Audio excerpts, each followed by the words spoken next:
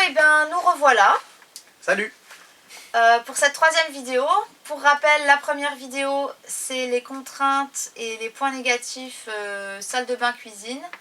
La deuxième vidéo qu'on a publiée il y a quelques jours, c'est sur le quotidien, etc. Et puis là, on va faire une vidéo spéciale sur les deux points les plus difficiles, on va dire.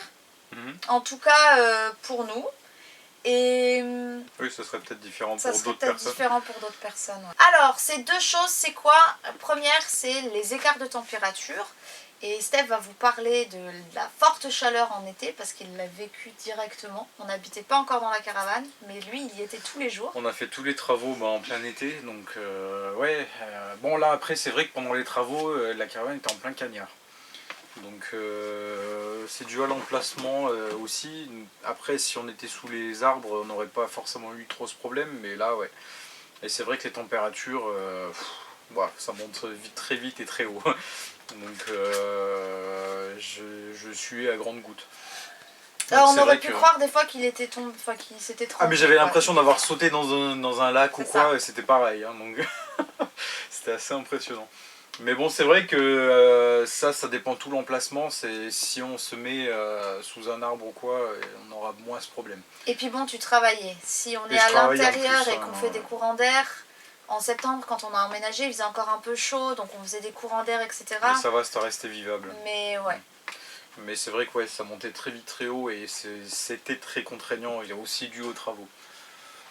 Donc c'est intéressant, nous on en a pas, mais c'est intéressant d'avoir un haut vent ou un truc pour vraiment pouvoir être dehors sans être au soleil l'été.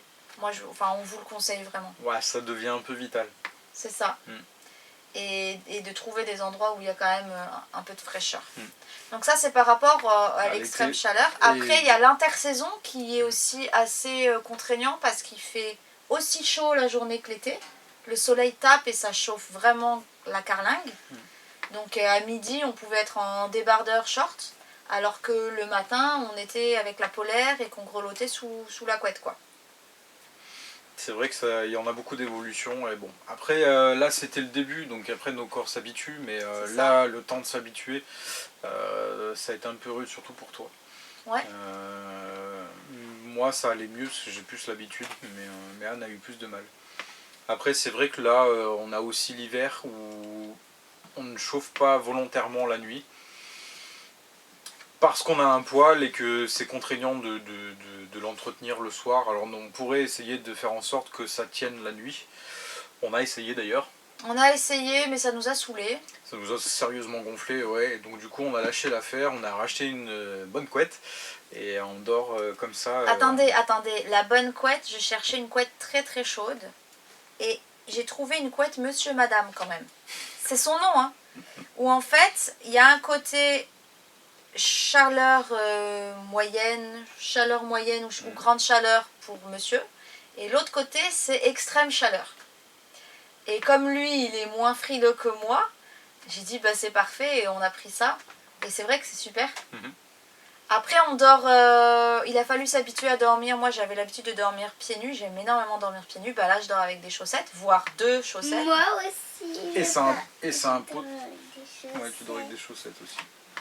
Et ça impose le bonnet aussi. Ouais, ou la capuche. Ou la capuche, parce que on perd toute notre chaleur par la tête du coup. Comme tout le reste est couvert, on perd vraiment tout par la tête. Et c'est un indispensable. Donc pour ceux qui n'aiment pas ça, on sait qu'on en a autour de nous. Et, qui supportent pas d'avoir un truc sur la tête pour dormir, bah, c'est vrai que c'est un peu plus compliqué, mais c'est impossible de faire sans. Et du coup bah, en fait, on laisse la dernière bûche s'éteindre, je sais pas, elle s'éteint vers 22 h, grosso modo. Et on se couvre bien pour la nuit. Et en fait, ça se passe nickel. Moi, j'étais super frileuse et je le suis beaucoup moins depuis qu'on est en caravane. Mon corps vraiment s'habitue, comme le disait Stéphane tout à l'heure. Et avant, j'attendais que ce soit Steph qui se réveille le premier pour rallumer le poêle le matin. Aujourd'hui, j'attends plus parce que je sais que je suis toujours la première à être debout, donc voilà. Et en fait, ça ne me coûte plus de me lever, d'être dans le froid, d'allumer, de me recoucher, d'attendre que ça se réchauffe, etc. Ce qu'il y a, c'est qu'on part souvent du principe que ça va être hyper compliqué, qu'on va avoir froid, que machin, que tout. On a beaucoup de conceptions à la base qui sont là, de préjugés. Et finalement, moi je le savais déjà, parce que j'avais déjà expérimenté de dormir dans le froid, voilà, donc je savais déjà ce que ça faisait. Et du coup, au début, j'avais dit à Anne qu'il fallait tester. Et t'as été frileuse, vraiment, on peut le dire, là, c'est contextuel. Et Je voulais pas, je disais mais on va jamais survivre à une nuit comme ça. donc du coup, voilà, je lui ai un peu forcé la main parce que je savais qu'elle allait y arriver.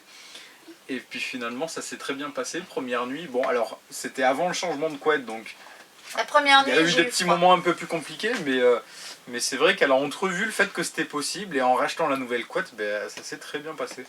Et j'ai aussi une petite couverture en laine que ma grand-mère m'a faite il y a des années. Quand j'étais étudiante, je la rajoute par-dessus la couette quand il fait vraiment froid. Oui, parce qu'en fait, ce qu'il faut savoir, c'est qu'il fait à peu près 2-3 degrés de plus qu'à l'extérieur dans la caravane. Donc le matin, quand ça gèle dehors, on a peut-être 1 ou 2 degrés à l'intérieur.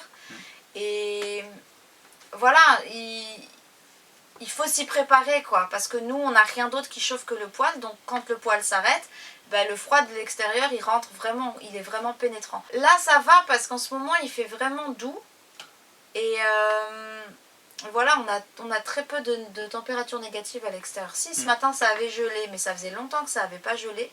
Et mais c'est pendant la période où il a fait très froid, il faisait on a eu du -5, -10 fin décembre ou mi-décembre, je sais plus.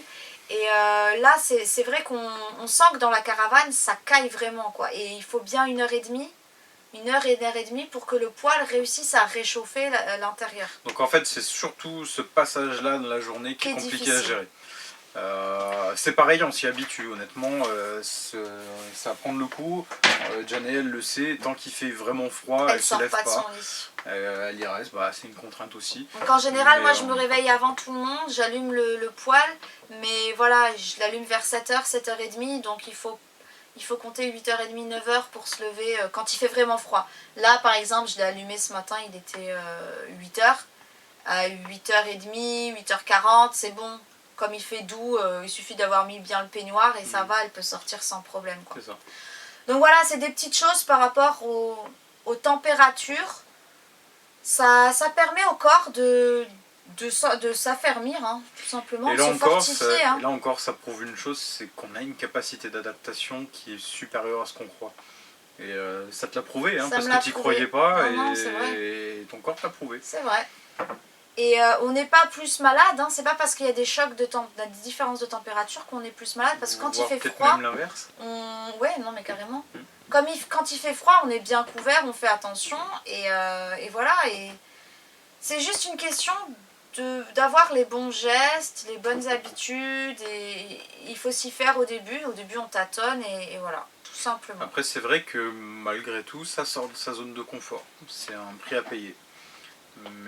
Mais ça reste gérable, et c'est vrai que c'est un peu le message qu'on veut essayer de faire passer, c'est que faut savoir que ça comprend ça, si on veut vivre comme ça, surtout avec un poêle, ou voilà, mais ça reste gérable.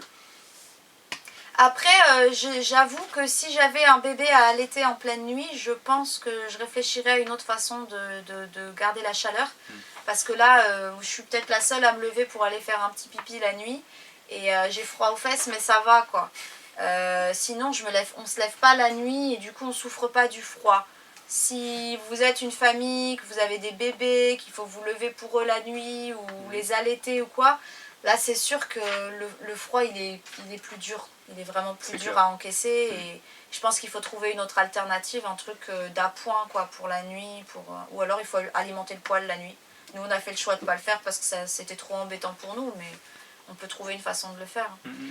Ouais. Ah oui, et quand le poêle est allumé, par contre, il fait super bon, hein. On a plus de 22 degrés.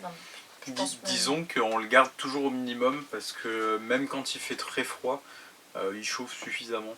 Donc c'est parce que bon, c'est quand même un 10 kg ce poêle. Pour ceux qui connaissent un peu les puissances, ça peut chauffer jusqu'à 100 mètres carrés.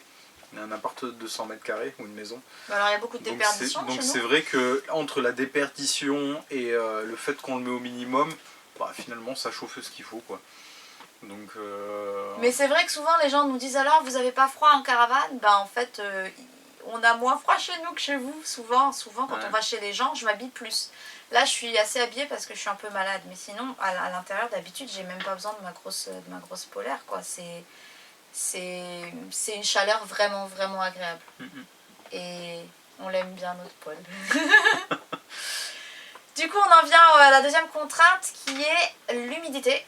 Alors il faut savoir que nous l'humidité est apparue depuis fin novembre, depuis qu'il fait vraiment froid dehors et que du coup il y a des écarts de température et qu'avec notre respiration il y a beaucoup de condensation. Après il y a aussi le fait que nous on n'a pas roulé, donc du coup ça ventile moins. Alors oui, par rapport à cette humidité, c'est vrai qu'on a des gros écarts de température, comme on laisse s'éteindre le poêle la nuit, on a des gros écarts, donc ça favorise la condensation. Qui plus est, il y a la respiration, donc notre respiration, qui expulse de l'humidité aussi, et du coup tout ça condense. Plus la cuisine. Ça empire avec quand on cuisine, que ça fait beaucoup de vapeur. Donc c'est vrai que ça pousse à aérer, surtout quand on fait de la cuisine, mais bon, quand on dort, on va pas s'amuser à aérer quoi. Donc c'est vrai que ça fait beaucoup de condensation, surtout le matin quand on se réveille, ça a bien condensé sur les fenêtres, tout ça. Donc ça nous pousse à essuyer. À essuyer, ouais. Faut essuyer les fenêtres, faut essuyer les murs, certains placards. Et puis quand le poêle est bien chaud pour bien tout sécher, parce que tout l'endroit qui est proche du poêle, ça va. Mais c'est surtout, plus c'est loin, plus la chaleur, elle met de temps à y accéder. Donc on essaye d'ouvrir les placards, les trucs pour que ça sèche bien. Mais c'est vrai que c'est un côté qui nous agace et qui nous gâche un peu la vie, l'humidité. Donc c'est un problème qui a lieu que quand il fait vraiment froid. Ouais, ça a paru vraiment fin novembre, donc qu'on a commencé à voir de l'humidité, de la condensation donc, du coup, aux on fenêtres. sait que quand le printemps va revenir, ça disparaîtra avec le printemps. Maintenant, c'est vrai que bon, c'est la contrainte de l'hiver, quoi. Du coup, on a un conseil, si vous fabriquez vous-même vos trucs en caravane, en camping-car ou autre, de bien mettre un... quoi sur les bois. Ouais, il faut penser à étanchéifier votre bois pour éviter les moisissures. Parce que du coup, s'il y a des endroits qui sont un peu inaccessibles ou quoi, ça va favoriser la moisissure sur les rebords des fenêtres, tout ça. Donc faut veiller à ce que ce soit quand même étanche pour que la moisissure puisse pas s'agripper. Donc voilà, faut faire attention à ça. Parce qu'une fois qu'il y a de la moisissure, on sait ce que c'est. On a habité dans un appart où il y en avait. La moisissure finit par piquer, une fois que ça a pénétré la matière, c'est terminé. Fini, on peut plus récupérer. Il n'y a plus qu'à toucher. Les fringues, on peut les laver, on peut laver à la javel, tout ce qu'on veut, ça reviendra à chaque fois. Tant qu'il ne sera pas sec pendant longtemps, etc. Bon, les objets, il faut les jeter, mais les murs, il faut attendre que ce soit l'été, que ce soit bien sec, etc. Et il faut les traiter. Et il faut les traiter, enfin... C'est vraiment une plaie, donc c'est pour ça que nous, là l'humidité, le fait d'en voir, ça nous rappelle des mauvais souvenirs et ça nous saoule, quoi, on n'a pas envie. Donc prévoyez bien en avance ce qu'il faut, c'est peut-être un peu plus de temps, c'est peut-être un peu plus d'argent, mais si ça vous évite de perdre vos fringues, vos bouquins, votre matos ou je sais pas quoi, et puis de pas tomber malade parce que le moisi, ça fait beaucoup de maladies ORL aussi, ça peut conduire à de l'asthme, enfin voilà, faut pas trop blaguer avec ça, quoi. Donc le conseil que je peux donner, c'est surtout le matériau qu'on va utiliser en bois pour refaire une caravane ou un van ou peu importe, ça va être du contreplaqué, prenez surtout du contreplaqué extérieur. C'est plus cher. C'est plus cher, mais au moins il a été traité contre l'humidité, il est fait pour être vraiment à la pluie directement, donc l'humidité de la condensation, il va même pas le sentir passer. Prenez du contreplaqué extérieur, c'est impératif, quoi. Voilà. Bon ben voilà, on a fait le tour par rapport aux contraintes. L'humidité, l'écart de température, je pense que c'est vraiment ce qui fait le plus peur aux gens. Et on vous a un petit peu raconté pour nous. Les écarts de température, c'est vraiment gérable et on s'y fait. Oui. L'humidité, il y a des solutions. Mais on s'y fait un peu moins. Pensez aussi aux déshumidificateurs d'air, nous on en a un. Mais voilà, il faut pouvoir se dire que dans sa tête, on essuie, on enlève l'humidité régulièrement, etc. Et voilà, l'accepter comme une tâche. Honnêtement, le déshumidificateur ne règle pas le problème. Ça va peut-être limiter un peu, ouais, mais c'est tout. Donc voilà, on a fait le tour. Si vous avez d'autres questions là encore par rapport à ces deux aspects, posez-les dans les commentaires et on y répondra. Si, juste une dernière chose. Oui. C'est vrai que nous, par rapport à l'humidité, moi j'y ai pensé qu'après coup, mais il faudrait vraiment favoriser des aérations. Avoir plus d'aération. Donc moi c'est quelque chose On que nous l'avait dit, on en a mis, on pensait que ça suffirait. on en a mis dans toutes les pièces, mais a priori ça suffit pas, même ça, donc j'aurais presque même envie d'en rajouter. Donc voilà, favoriser vraiment. Il n'y a pas trop d'aération quoi en gros. Je pense que le mieux, c'est ce que j'ai pas essayé, ce serait d'en mettre une au plafond et d'en mettre une en bas du mur, pour que l'air circule dans la pièce. Après je l'ai pas testé, mais c'est la meilleure idée on va dire qui m'est venue. D'ailleurs si vous en avez vous qui vous paraissent meilleurs, je suis toujours preneur. Mais c'est vrai que je pense que là c'est peut-être quelque chose que je vais avoir à mettre en place. Voilà. Cette fois c'est bon? Cette fois. Cette fois c'est bon. Alors on vous laisse ici, on vous dit à très vite pour la suite. Salut!